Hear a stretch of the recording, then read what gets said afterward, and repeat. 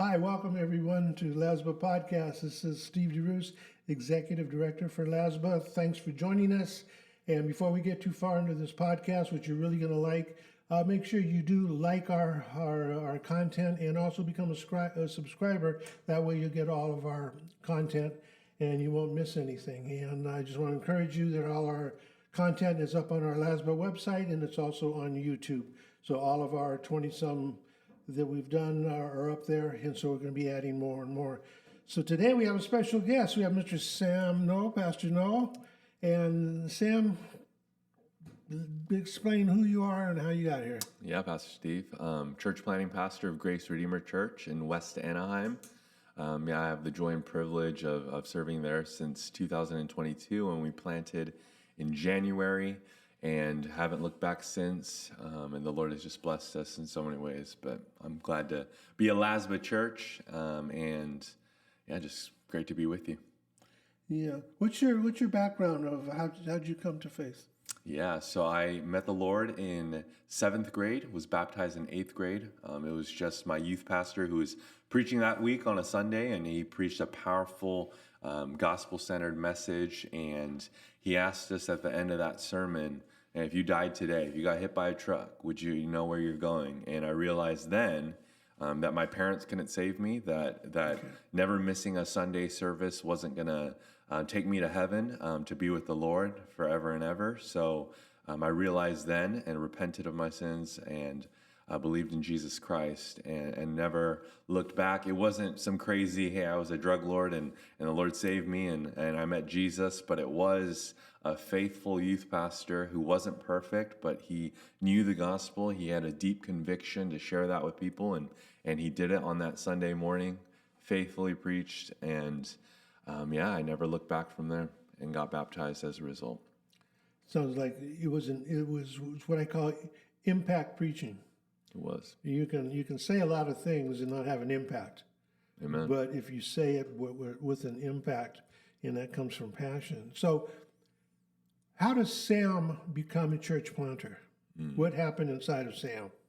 Yeah, that one's a even longer story than what it meant to have a call to be a pastor. But so basically, I grew up a preacher's kid. My dad was an SBC church planter out in Oregon, planted a Korean-speaking church. And, I was always in the SBC circles as a result. In 10th grade, initially, I wanted to be a professional shot putter. Okay, a lot of people don't even know what that is. They call it a ball. You're not supposed to call it a ball. But I desired to be a shot putter, and I was on my way for that. But in my senior year, I got an injury, tore my ACL, but didn't know it at the time. And the Lord was using that to shift me towards going into full-time ministry. So I was going to be a walk-on for a D1 school for shot put, and that was kind of the change in my journey. And the Lord really used that to make it clear that I was called to be in ministry, but that wasn't my call to plant a church. Okay. So I began at the age of 18 to be a part of different churches and was in ministry for quite some time. And most recently, or at that time, before I was called to plant a church, I was in a mega church, and I had some experience in smaller churches and bigger churches, ethnic, and then multi-ethnic as well. But I was sitting in this mega church chair, right, as a youth pastor. Our ministry had grown by God's grace in 2 years from 90 students to 150, and I was doing 2 services on Sunday. So we had our own, they wouldn't want me to call it this, but really it was our own church. Like we were gathering separate from the gathered congregation every Sunday. We had 2 services, 9 and 11. I was preaching at both of those services, and I was just really comfortable. Right, so I'm getting paid really well. I remember when I bought my 2018 Honda CR-V, and I had my chest held high, man. Like I grew up so poor where we barely could pay rent. Like my dad made around $1,500 from the church. I have 2 other siblings. We had $300 left over every month. $100 per kid is how I try to explain it. That's how I grew up, and to now be at a mega church where I'm now comfortable, getting steady pay, people are taking care of me, they're bringing me food, and I'm just like, I bought that CRV, and I remember just showing everyone, like, look, I got a brand new Honda CRV. It was brand new at the time, and I was so comfortable. It's the most comfortable that I've ever been in my life, even in ministry, right? So, but I remember there was one morning about 2.5 years into the ministry, at that church, I began to have questions. I was reflecting, and it was to the point where I was so comfortable that I wasn't really having this desire for lost people. So I remember there was one morning that I just began to pray to the Lord, and I was like, hey, Lord, I'm really comfortable, and I enjoy what I'm doing. I'm preaching to the choir. But what I wasn't seeing was I wasn't seeing a lot of change in my youth students and in the church that I was in. There was a lot of conviction, but there wasn't change. And so I was getting comfortable, getting paid really well, getting to preach to 150 youth students every week. But there was a void in my heart.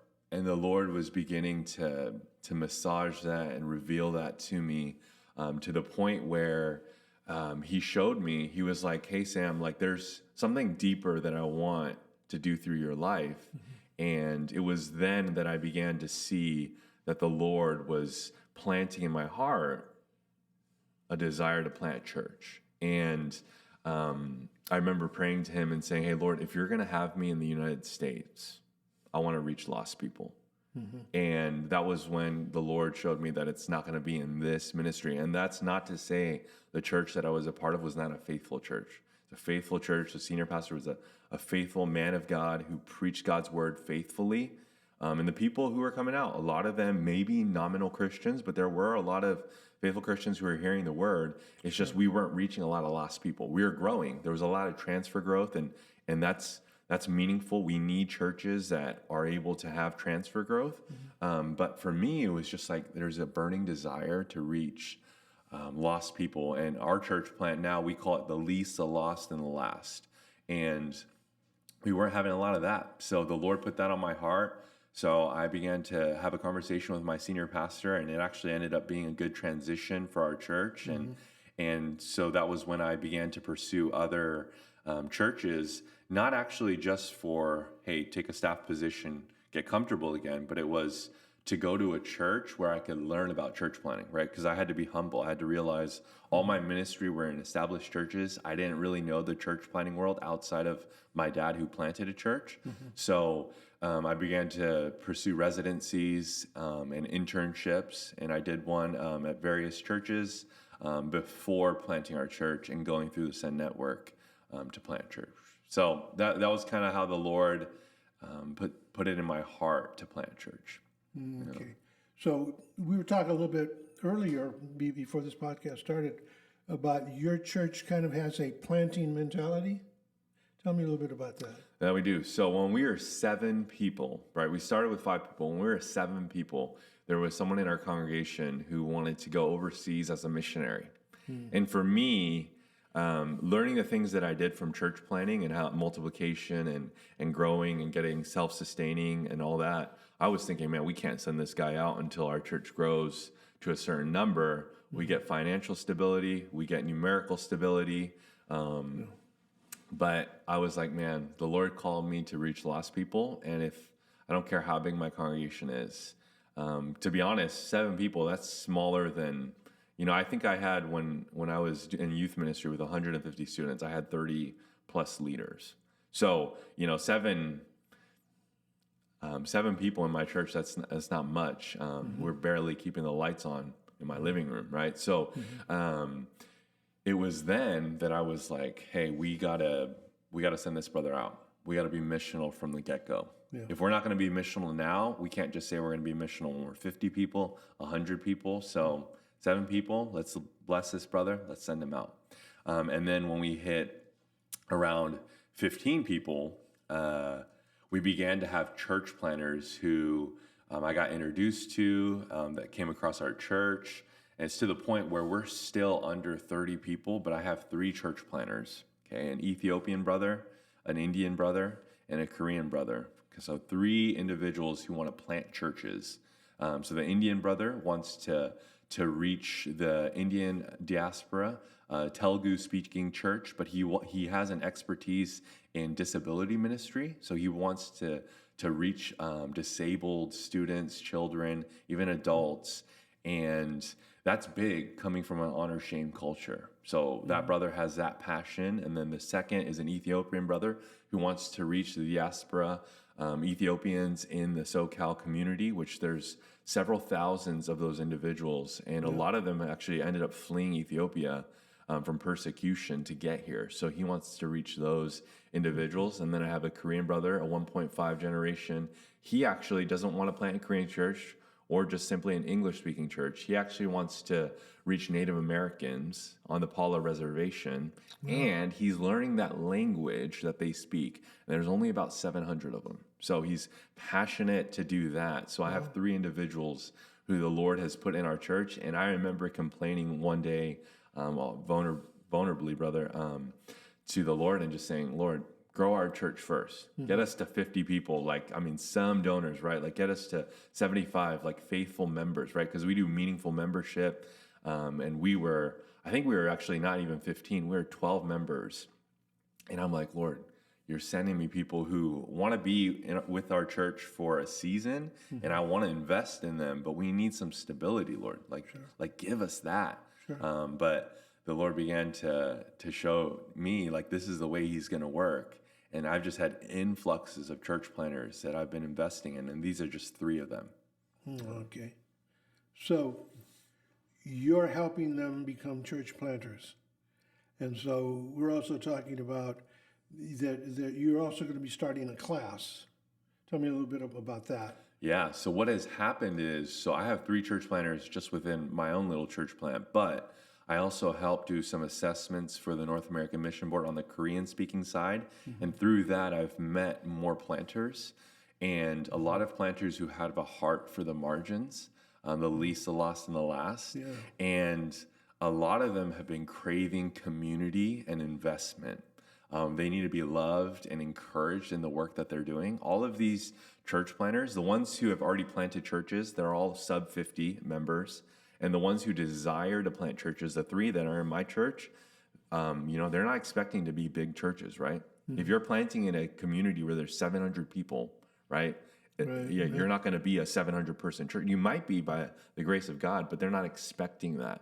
So there was just an influx of ethnic church planners, right? From Ethiopian, Indian, Korean, and even some Chinese too, who are just interested in church planning.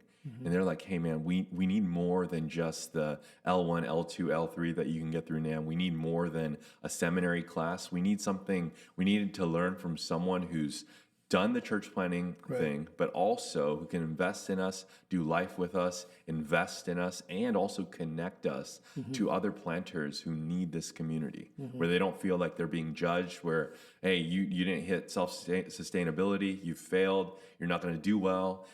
These brothers need encouragement. They need accountability, but they need encouragement. And that was one of the desires behind this class. And being a trustee at Gateway, I learned about the advanced program, and it seemed like a perfect fit. Our church is already a part of LASBA, so everything was kind of coming together, and I was seeing how the Lord was doing that. And I'm already investing in these brothers and going over this type of content. It's helping me with time management, in that I can bring these brothers together rather than meeting 2 or 3 at a time every month. But also, the plus side is that I can bring all these pastors together to be in the same circle and to share life, the struggles, right, Pastor Steve? I know you have a desire to not see church planners fail. Right. Well, these are a lot of brothers who are working to 40 to 60 hours a week, and they're all high capacity, level 5 leaders. Like, I'm not kidding you, Pastor Steve. These are high capacity leaders who could be executive pastors, even lead pastors in much bigger churches. And actually, a lot of them, the resume already shows that. They have that type of experience, but they're choosing to plant churches in nursing homes, in homeless communities at the park, Native American reservations, disability communities. Like, these brothers have a strong conviction from the Lord to reach these marginalized communities. And they're willing to pay a high cost, right? Like, and I was just preaching Jonah the other week, and the way I kind of explain it, I don't say it's an absolute truth that we see from Scripture, but it's a general truth. And it's this: if you're going to do the will of God, God will pay your fare. But if you're going to do your own will, you're going to have to pay your own fare. And these brothers, the Lord is paying their fare. Like, they have to work hard. They're not lazy. They're not just saying, hey, there's just some donor who's going to give them the full payment for, their church plant for a year. But these guys are working really hard. And they've counted the cost of what it means to be in the margins, to be where a lot of churches don't want to be. Right? So. Yeah, I know how difficult it is to be a church planter, because there's nothing in life that prepares you to be a church planter until you actually do it. You could be in X amount of different types of churches that have already been established, but once you cross to planting, that's an entirely different breed of cat. And I love seminary education, but I understand that it doesn't fully prepare you a lot of times for pastoral work or planting. And so I like the idea that Gateway, through the advanced programs and other things, and pastors like yourself are now going to invest and teach classes for planters. What would that class kind of look like? Yeah. So initially, the introduction would be an introduction to church planting, and we would just go through the basics of what it means to plant church and going through the 3 C's. So the calling, character, and competency. So we're gonna look at what it means to be called to plant a church, not just called to be a pastor or a youth pastor or a senior pastor of a church, right? I do a lot of assessments, and you hear a lot of ethnic pastors, they get confused. They run out of things to do in ministry, and they're like, oh, we think now we want to plant a church, and we're going to go through what that looks like in Scripture, and we want to really highlight those three C's of calling, character, and competency. And we're going to read books that reflect that. We're going to have conversations that reflect that. We're going to have homework that reflects that and points back to that. So that's kind of the gist of where the first class went. And so you've been gracious enough to bring this into LASBA, and so sometime in August, we'll be starting that class up. Yeah. So, well, Pastor Steve, I don't want to cut you off, but I do want to mention, so LASBA has been so good to me personally, to our church, right? To be good to our church is to be good to me, and I have lived off the generosity of LASBA, and it would be a shame for me to not live generously. So we want to give back to LASBA in just a small way. There's other places that I could have taught this class, but LASBA has supported us in so many ways beyond money, right? With community, with other like-minded pastors who invest and put on events and programs for us and really care about us and our families. So I just thought it would be appropriate to do that. No, we certainly appreciate that, and I think that's the way we should be working together to do these kind of things. And personally, I think it's pastors like you, your generation, that are going to really are setting the stage for what's coming. And so I really believe that SBC is going to grow because of planting. We talk about helping existing churches and survival and repotting, and that's all good, and we can do that. But I just feel in my heart that it's that growth from young pastors planting where there is no church. And I think for years, especially in LASBA, I'm not going to talk about anybody else, just LASBA, that idea has kind of been dormant for a long time. And so what I'm trying to do here is get that fire, people with a burning desire to plant churches, but at the same time, try and raise up the planting churches, because there's 2 different things. There's planting churches, and then there's planters. And what I mean by, and I think is a planting church is that would support and help, and then the boots on the ground are the planters. Can you speak into that a little bit? Yeah, definitely. So, Pastor Steve, I have seen that at the front lines because of the pastors I invest in regularly. It's 9 church planters that I invest in. Yeah. And these brothers are on the front lines. They're doing the work of what it means to evangelize, to reach their community, to be in the parks, to be in the nursing homes, to be in different community spaces that's where it starts. And you get really comfortable in the United States, specifically SoCal, because you have big churches, big programs, kids programs, all these other things, and it's easy for us to fall into, hey, we're going to put on a service for people. We're going to do Christmas. We're going to try to entertain people. We're going to kind of play into that consumerism mindset. And I don't want to point the finger at these churches. I've been a part of them, and there's a lot of faithful, established churches. But there is a disconnect because we see a lot of lost people in our community, and a lot of us don't want to reach them because it's going to cost us a lot. And these church planners have had a call in their life from the Lord that's saying, hey, we want to reach these people. And that really is powerful, because I think that's where you establish churches, and you see in the New Testament, that's how you reach lost people. Is you plant churches, right? You appoint elders, right? You raise up those leaders to those churches, to those church plants. And that's how you see baptism numbers rise. Like, I'm not against numbers, right? We see in Acts 2, thousands of people are being baptized. But we have to remember that number is telling, okay? It's not just that numbers are automatically the greatest thing, but there's a number being added, right, to those who are being saved. So someone's keeping track of those people, right? So you're not just planting churches for the sake of numbers, but you're planting churches that pastor people. Not just numbers, right? So numbers can be telling. Numbers mean something, but numbers are not everything. I agree with that completely. I think sometimes you get caught up too much in numbers, and then it's also like it becomes spiritual scalps. Well, I got this many, but where's the conversion factor? Where's the discipleship factor? Are they planted? Are they reproducing?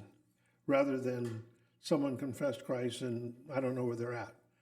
I know we did a survey a while back in LASBA, and we were looking for where are these people that came to the Lord, and we could not find them. But at the time, we got the warm fuzzies. We were all excited because they came to the Lord, but we didn't do a good job of making sure that they were discipled, rooted in reproducing. And I think that's what LASBA needs to do. All our organizations need to do. We need to reproduce and change the mindset. And you said something early on that just jumped out at me, about being comfortable. That being comfortable, you lost your desire for the lost. And I see that a lot in the church. And that kind of frames it for me, is that sometimes we find comfort in our discomfort. Our churches aren't growing, we're not this, but we've been doing the same thing for so long. We're kind of comfortable in it, but what it does is it takes away anything new. There's not that revitalization doesn't happen. Evangelism doesn't happen. We go to all the events, we see all the events, but what do we come back with? Nothing is really life-changing. Nothing is really substantial.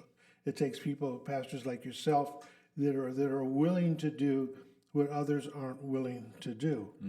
And so I think organizations like LASBA, we need to come alongside you and say, what can we do? How can we work together? How can we work with NAM, Set Network, everybody, IMB, all that, so that we do make an impact. And I think that's what we need to do, is make an impact. That's good, Pastor Steve. Yeah. I do want to highlight this story. Maybe it's helpful for you and for LASBA.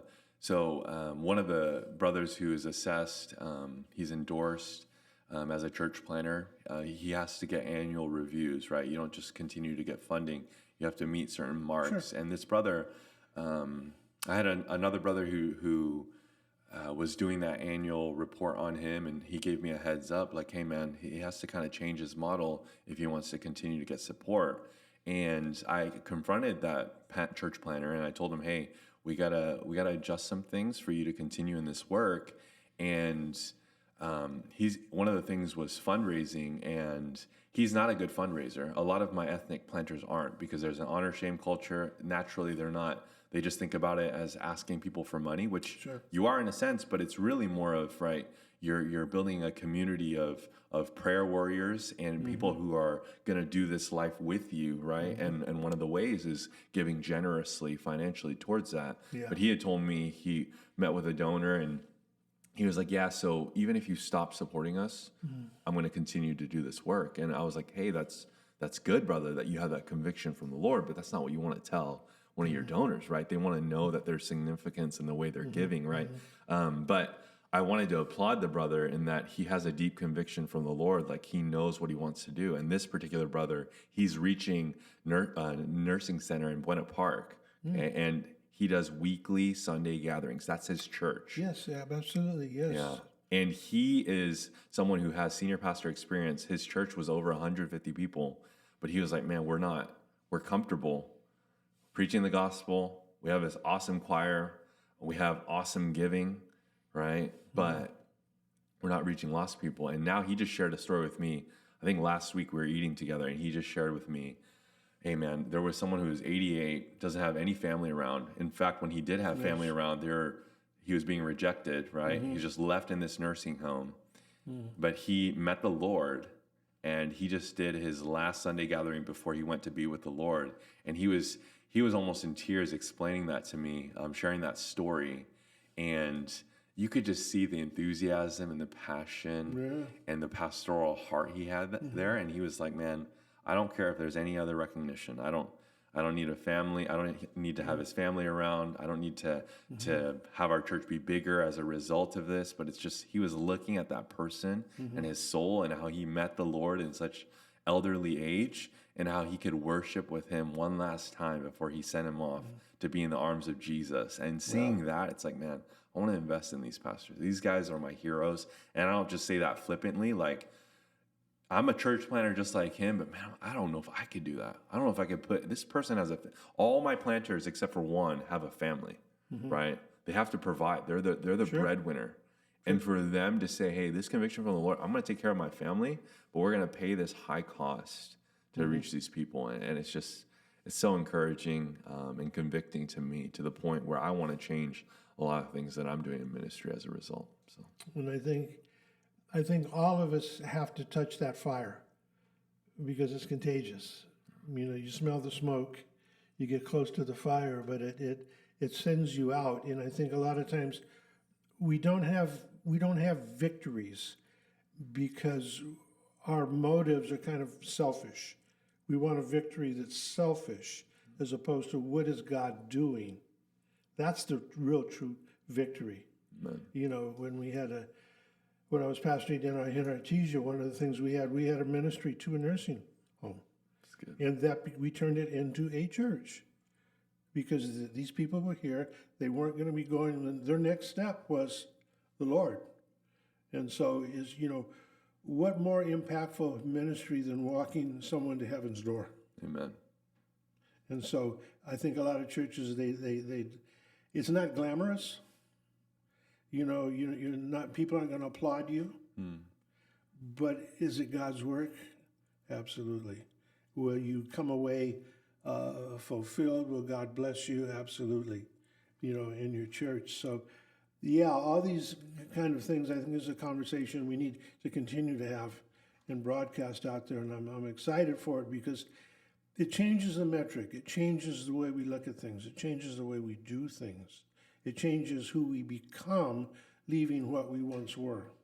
That's good. And so we had a lot of victories once upon a time. And then, Christianity throughout history, as it has its ups and downs. And, we've been in this downslide for a long time. And I just feel we're right at that cusp where we're coming back up. And it's going to come back up, people like yourself and church planters and churches that are willing to support planters. And so I'm excited about the advanced class you're going to be doing here. We're going to be sending stuff out about that, so you'll know when that class starts. If you're interested or if you need any more information, we can hook you up with Sam and all this stuff and get you the information that you need and continue this dialogue. Yeah. So, And Pastor Steve, can I share one more story sure, that I think absolutely. is just a powerful God story? Sure, I'll give you two more stories. I appreciate you. Yeah, so one of the things that I want to encourage, maybe if there's any church planners who are listening in, or maybe small church pastors who are, insecure about their impact because they're, not a big church. Yeah. So when we are 11 people, okay, we planted in West Anaheim. It's the side of Anaheim that Disneyland doesn't want you to know about, right? Okay. Beach Boulevard, if you know anything about that, Yeah. it's a marginalized community, and we are 11 people at the time, and we're still really small, but Anaheim Union High School oversees 40,000 students, Sure. several different high schools from Cypress to all the way in deep Anaheim. And there's 40,000 students. Among those, there's close to 2,000 students who are either living in motels, temporary homes, or in their cars. Wow. And they do not have one church partner that helps to reach those students specifically. So I met with an administrator who is not, she's very cold towards Christians. And she was like, we don't have a church partner. We have a lot of other nonprofits that partner with us to help these students. Obviously, there's government funding to help these students with, getting paper, pencil, backpacks, things like that. But we don't have a lot of resources to help them, and they're not from churches. And I wasn't actually thinking that our church could be a big partner. I was thinking 11 people, we can't do much. But I know a lot of bigger churches that could easily help, at least financially and with manpower. And I reached out to some, and one came back to me and said, hey, Sam, this isn't something that I think would bear a lot of fruit. And they were like, yeah, I don't think we want to put money towards this. We don't think it's meaningful enough. And I don't want to throw shade. I think that's, every church is in a different season. So I took that. But the pastor came back to me shortly after, and he said, hey, if there's some media coverage, if there's some articles that can be written about this, if we invest, some seed money, some money here into these students, we'd be willing to do it. And I told him, like, to be honest, that's the main reason why they don't have partners right now, because you can't be putting these vulnerable students on your Instagram page and say that you help them. Like if I was 16, I wouldn't want that. No. So it was really sad. It broke my heart. And that's when we began to pray. It's like, we're 11 people. We'll pray about being a partner. And we actually became Anaheim Union High School's first partner, right? So it's Anaheim Union. So the district, they oversee, over 20 schools from junior highs to high schools. We became their first partner. And we're actually their only partner to help McKinney-Vento students who are living in their cars, temporary homes, and motels. So we help them with various needs, from a student who might be living in their car who wants to play soccer but can't afford the $200 or $50 fee to play it, to get the jersey and other things, to another student who lost their mom to cancer but doesn't have the resources to get food for that week, right? So we're their only partner to this day. So it's just a powerful movement of God that the Lord's doing through our small church, and we've just asked to be faithful, and through that, the Lord has provided this amazing partnership relationship where now this administrator, she's positive towards churches as a result. Like, she used to not want to talk to me. She didn't want anything to do with us. She wouldn't let us put any church flyers in. Now, publicly, you're not allowed to do that, but she's letting us do it in certain circles because now she's warmed to us. She sees that we don't need any recognition. Outside of the email that I get sent, I don't post that on our Instagram. I don't say, hey, look at us, look at what we did in this community. I don't post photos with these students, but we're doing an amazing kingdom work, our churches. So I'm thankful for that. Well, thanks for sharing that, because that's very impactful. I mean, just when you say Orange County OC, you don't think of this. You think of Disneyland, you think of South Orange County, you think of the beach, you think of prosperity, you think of, all this kind of stuff. But yeah, there's homeless, hurting people, there's people that don't know the Lord, and there's wealthy, to-do people that don't know the Lord. And so we have to find ways to communicate the gospel to them. So, Sam, any last thoughts? Anything you want to say before we? No, I'm just thankful for this time. I'm so thankful for LASBA and just the heart that they have to support churches, realizing that it's really churches that will start this gospel movement that we need to see in SoCal and beyond. And I'm just thankful for that. Yeah, thank you for giving back, investing in LASBA, and putting this class together. And like I said, you're going to be hearing more about it. And we hope this is something that we're going to be doing more and more of in doing that. So again, just think about this. To begin to identify church planters, and then you need to hook them up, resource, we hook you up with Sam or whoever we need to hook you up with. But also if you're a church that wants to be a sending church, that wants to partner with them, it might not be somebody that's in your church, but it's somebody that you can help partner with and support. Because as a church planter myself, I know it takes at least 5 years to really begin to establish yourself. It's almost like the break-even point. What you mean? It's like a business. A business is, if you can get past 3 years, then maybe you'll succeed. But it's those first 3 years. It's that beginning. And so I know you talked about 11 members when you started. I remember when I had our church, we had 12 members. We started with 12 members. In the second week, we picked up 5 members. We had 17, and then eventually it grew. But it's one person at a time, one soul at a time. So, and Pastor Steve, maybe one homework for you guys is Sure. if we could get a list. Like I have more church planners than I could ever imagine that I would be investing in.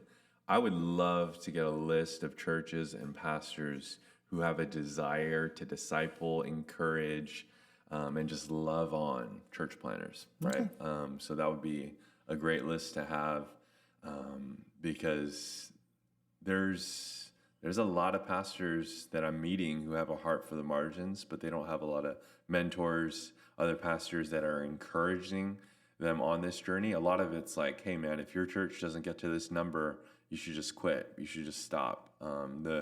The ministry you're doing is, it's good ministry, but it's not the only ministry. You should pursue something else. They're always getting discouragement. And one of the pastors that I met up with a few weeks ago, we just eat together. I informally teach him some things about church planning. He was just like, man, Pastor Sam, like I'm just so humbled and my heart is full when I meet with you. And I was just thinking like, man, I wish I could give him more of my time.